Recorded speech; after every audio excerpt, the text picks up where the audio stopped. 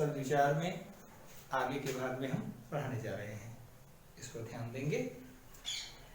कल की बात हम थोड़ा सा ध्यान दिला दें कि कल हमने आप लोग को पढ़ाया था अर्थ की दृष्टि से उसके उपभेद, अर्थात सार्थक और निरर्थक जो दो भेद होते हैं उसमें से सार्थक के चारों भेदों की परिभाषा हम आपको लिखवाए थे।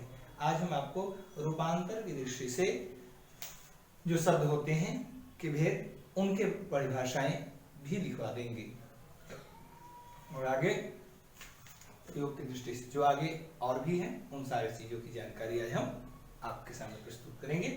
आप ध्यान देंगे, ध्यान रखेंगे। रूपांतरण की दृष्टि से रूपांतर को ही विकार भी कह करके कई बार संबोधित करते हैं, यानी रूपांतर की दृष्टि से या विकार की दृष्टि से।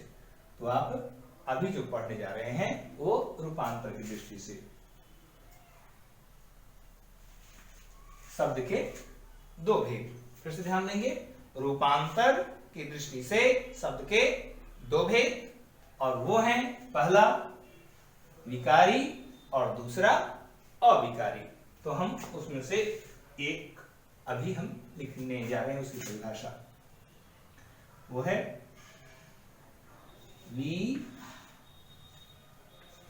विकारी। ध्यान देंगे परिभाषा।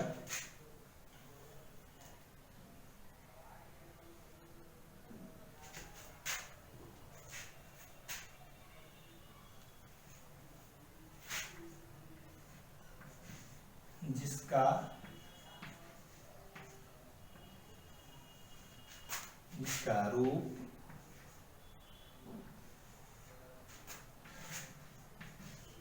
लिंग वचन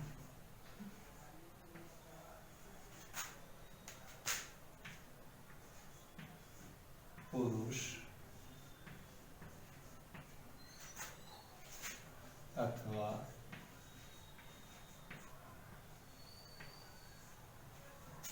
जिसका रूप लिंग वचन पुरुष अथवा कारक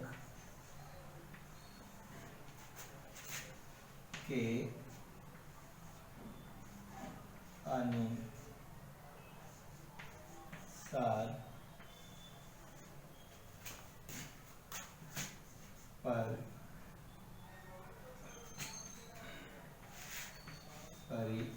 परिवर्तित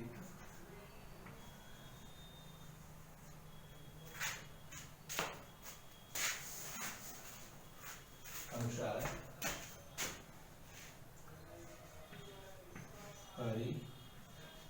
परिवर्तित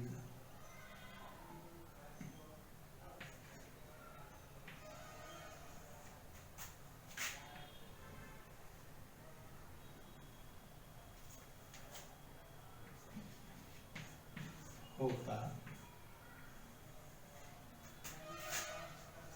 है, उसे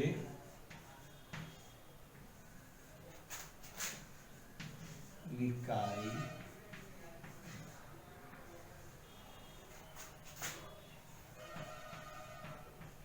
शब्द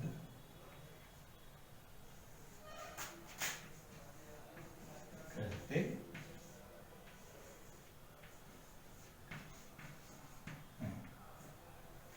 ध्यान देंगे, पहले मैं उदाहरण लिख दूं, उसके बाद हम इसके बारे में समझा देंगे।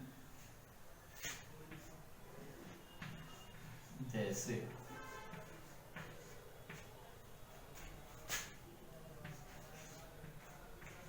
लड़का,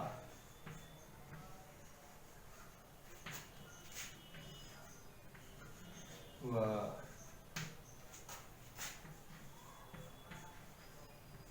काला,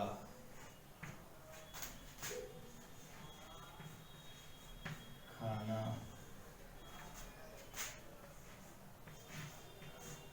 पीना,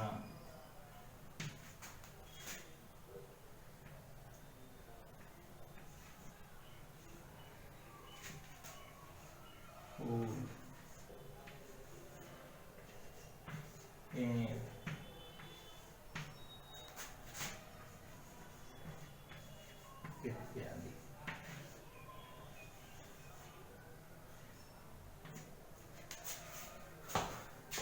विद्यार्थी ध्यान देंगे, विकारी शब्द जिसका रूप लिंग, वचन, पुरुष अथवा कारक के अनुसार परिवर्तित होता है उसे विकारी शब्द कहते हैं। जैसे लड़का, वह, काला, खाना, पीना, फूल, पेड़ इत्यादि। अब आप सोचेंगे कि परिवर्तित होता है तो कैसे, तो यहां लिखा हुआ है लिंग के अनुसार उसका परिवर्तन होगा, वचन के अनुसार परिवर्तन होगा, पुरुष के अनुसार परिवर्तन होगा अथवा कारक के अनुसार। फिर से इस पर ध्यान देंगे, इसमें ये जो शब्द लिखा हुआ है अथवा, सबसे मुख्य बिंदु यही है। अथवा जो लिखा हुआ है यह बात बतलाता है कि चार रूप दिए गए हैं, इनमें से चारों में से किसी के अनुसार यदि परिवर्तित किया जाए, इसका बदलाव किया जाए तो निश्चित है इसमें परिवर्तन होगा, यदि विकारी शब्द होगा तो। और यदि चारों में से किसी के अनुसार परिवर्तित नहीं होता है तब वह विकारी नहीं होगा। ये जरूरी नहीं कि चारों के अनुसार उसका परिवर्तन हो, कोई गारंटी नहीं। लिखा हुआ शब्द जो भी मिलेगा वह शब्द लिंग के अनुसार यदि परिवर्तित होगा तो हो सकता है तीनों के अनुसार परिवर्तित नहीं हो सकता है, हो सकता है 1 2 3 तीनों में से किसी के अनुसार नहीं बदलेगा और कारक के अनुसार उसका परिवर्तन हो जाएगा, उसका रूप बदल जाएगा। तो उस समय आपको इस बात का ध्यान रखना होगा कि चारों के अनुसार नहीं, चार में से चार रूप दिए गए हैं, यदि चार में से किसी के अनुसार यदि परिवर्तन हो जाता है तो हम उसे विकारी कह सकते हैं, इसमें कोई व्यवधान नहीं है। अब आप जानना चाहेंगे वो कैसे परिवर्तित होता है और कैसे परिवर्तित नहीं होता है, तो देख लेंगे। जैसे यह लड़का शब्द को लेते हैं, इसे हम क्या करेंगे, पहले हम इसके अनुसार परिवर्तित करेंगे कि होता है या नहीं। तो देखेंगे लड़का शब्द का स्त्रीलिंग रूप जो होता है, लड़का शब्द को लेंगे तो इसका स्त्रीलिंग रूप क्या होगा, लड़की। इसका मतलब है इसका परिवर्तन हुआ। अब वचन के अनुसार लेते हैं तो क्या होगा, वचन के अनुसार होगा लड़के।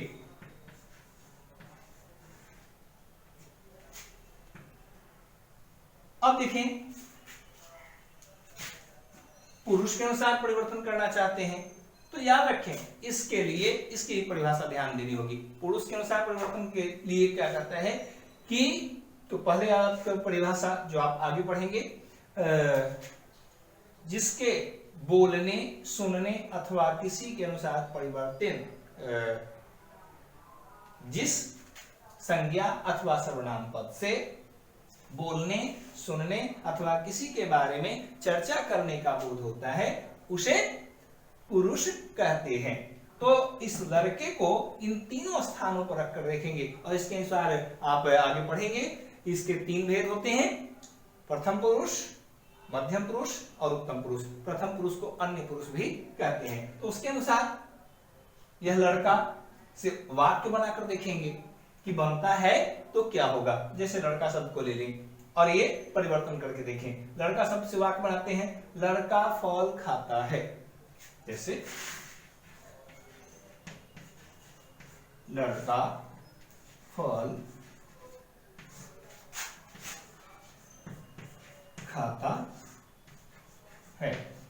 अब यहां हम देखेंगे तो लड़का क्या है, यह प्रथम पुरुष यानी अन्य पुरुष है, यानी इसके बारे में चर्चा की जा रही है। यह न बोल रहा है न सुन रहा है, इसके बारे में चर्चा की जा रही है। और इस तरह यह लड़का जो शब्द है वह प्रथम पुरुष कहें, ध्यान देंगे मैं प्रथम पुरुष बार बार उच्चारित कर ले रहा हूं, दोनों में कोई अंतर न समझेंगे, प्रथम पुरुष या अन्य पुरुष में। तो यह प्रथम पुरुष में जो है। अब हम चाहेंगे कि इसको क्या दूसरे पुरुष में बदल सकते हैं, यदि बदलाएगा तो मानेंगे इसको कि बदलाता है। जैसे अब इसको ले लें तो दूसरे पुरुष में कैसे बदलेंगे, तो इसको या तो सुनने वाला होना चाहिए या बोलने वाला होना चाहिए। अभी तो लग रहा, आप समझ सकते हैं, वह लड़का फल खाता है, जैसे लग रहा है कोई किसी से बातचीत कर रहा है इसके बारे में। तो जिसके बारे में कुछ कहा जाए उसे क्या कहते हैं, उसे प्रथम पुरुष कहते हैं। और यह प्रथम पुरुष में है क्योंकि इसके बारे में बात हो रही है, बोल नहीं रहा है, सुन नहीं रहा।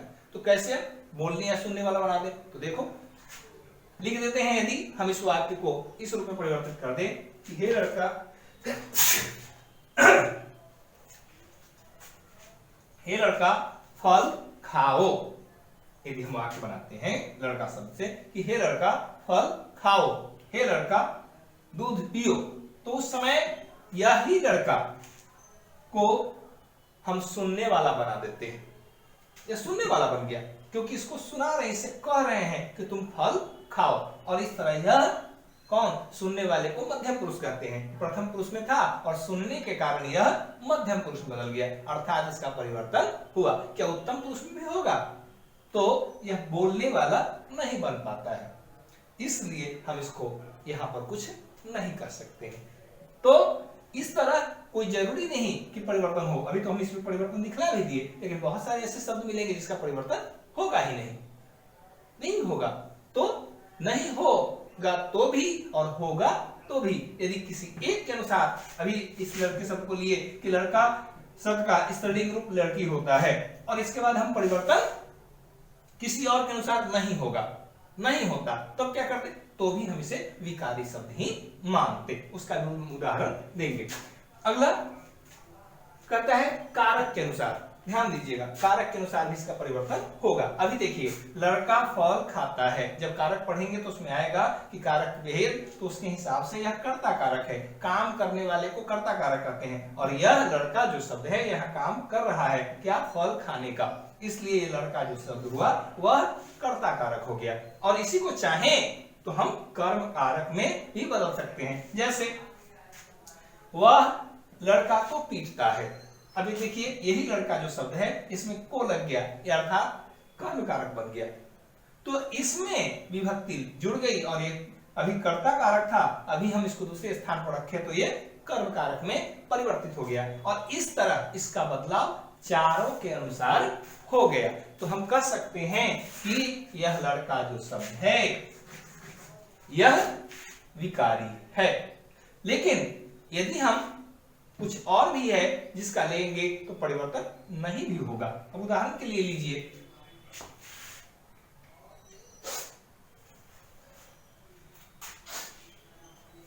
तो वह शब्द को लेंगे, वह का ऊन होता है बहुवचन में, वे होता है, तो वे तो हो जाएगा, यानी एक वचन से बहुवचन बदल गया।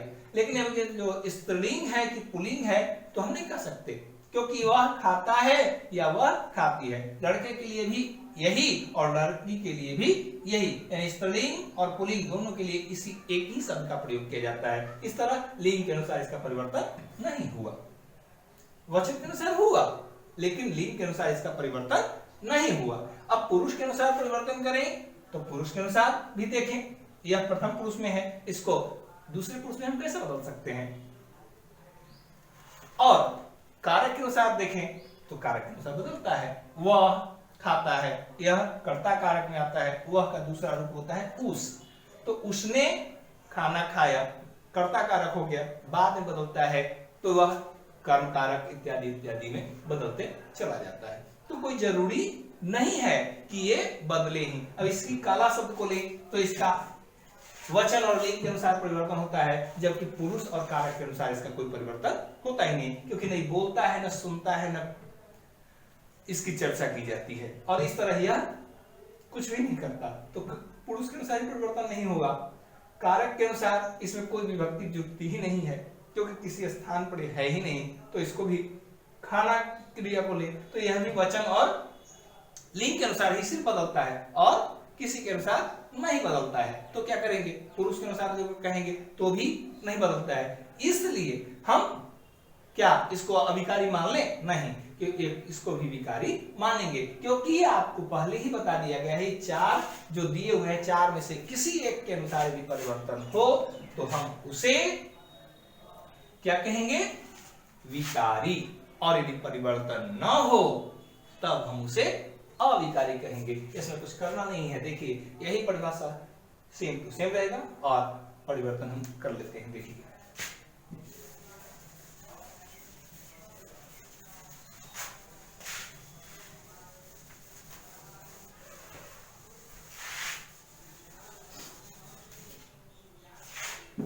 दूसरा, जी हाँ, दूसरा है अविकारी। अविकारी जिसका रूप लिंग, वचन, पुरुष और कारक के अनुसार परिवर्तित नहीं होता है।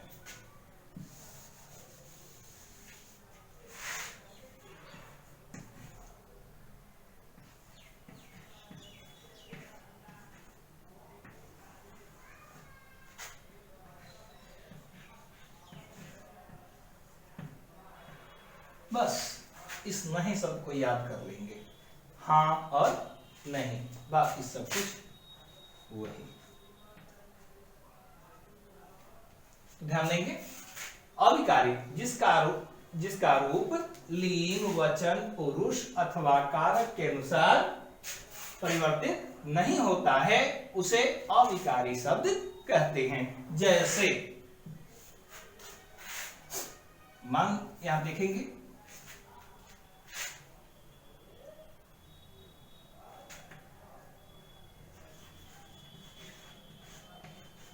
धीरे,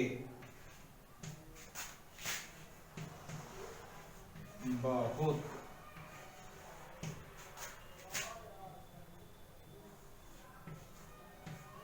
और,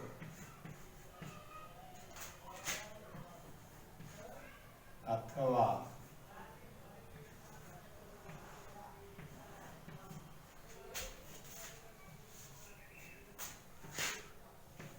वाह,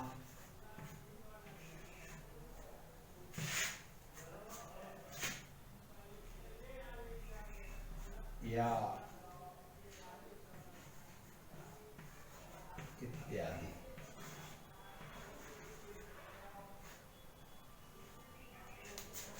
ध्यान देंगे, ये जो शब्द हैं इनका परिवर्तन आप नहीं कर सकते, ये परिवर्तित नहीं होते। क्यों? क्योंकि धीरे, वह धीरे धीरे चलता है, वह धीरे धीरे चलती है, कुछ भी वाक्य बनाएंगे, बहुवचन है कि एक वचन है, तो नहीं, यह वाक्य में सहयोगी शब्द हैं, वाक्य की स्पष्टता के लिए आते हैं। इस सहयोगी होने के कारण इनका प्रयोग किया जाता है। और हम इनमें देखें तो इन चारों रूपों में से किसी का परिवर्तन नहीं होता। अब जिसका परिवर्तन होता ही नहीं तो उसका उदाहरण हम क्या, तो इस तरह आप इन शब्दों को याद रखें कि इस तरह के शब्द, तो हम आगे अब को नोट करवा देते हैं कि इसमें क्या करना है।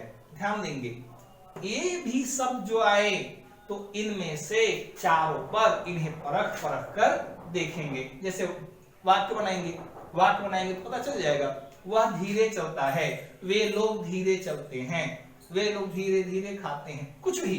तो आप वाक्य प्रयोग करें और वाक्य प्रयोग करने के बाद इन पर इसको आधारित करेंगे और जब जांच करेंगे तो परिवर्तन नहीं होगा।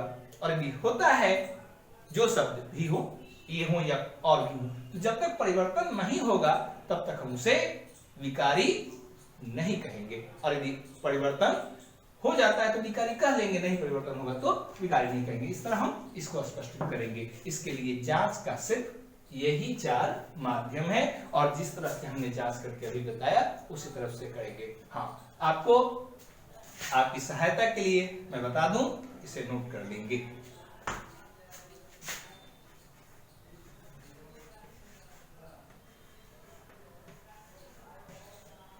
ध्यान दें,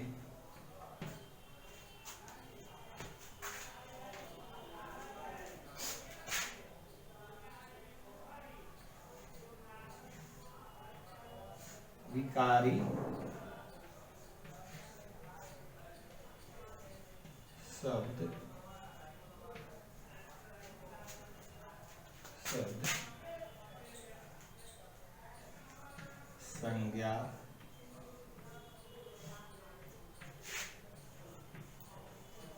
सर्वनाम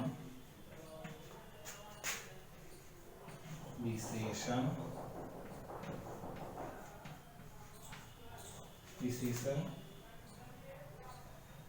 और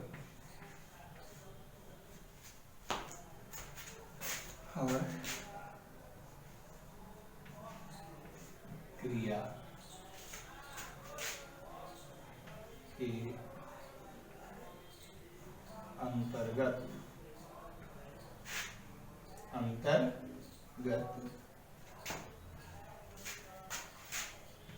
आने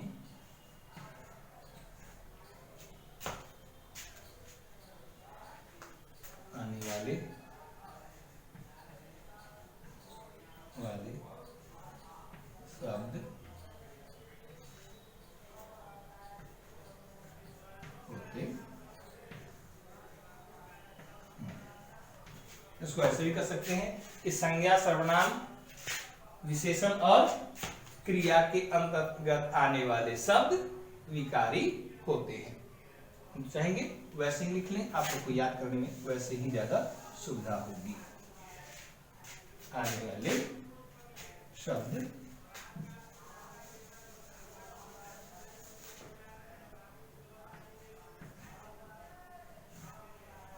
विकारी होते हैं।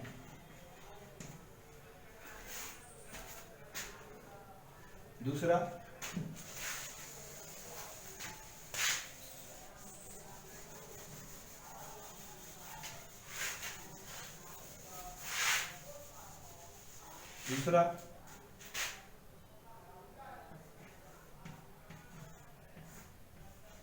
क्रिया विशेषण।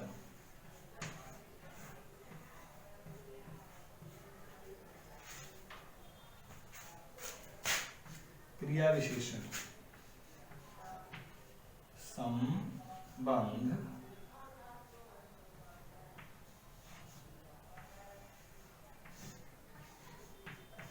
बोधक, संबंध बोधक,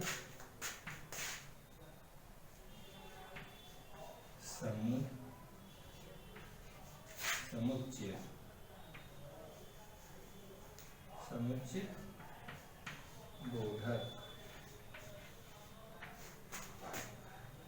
एवं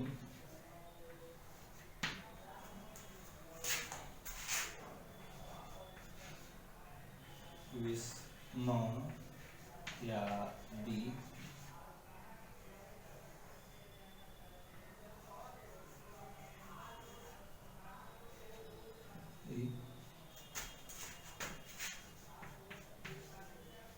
बोधक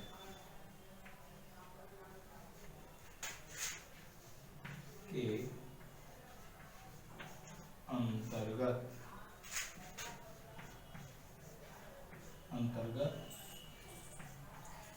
आने वाले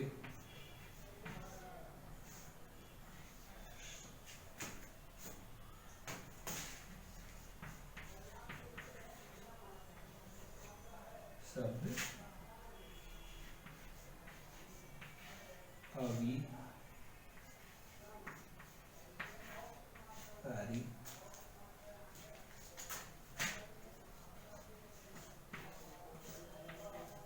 होते हैं।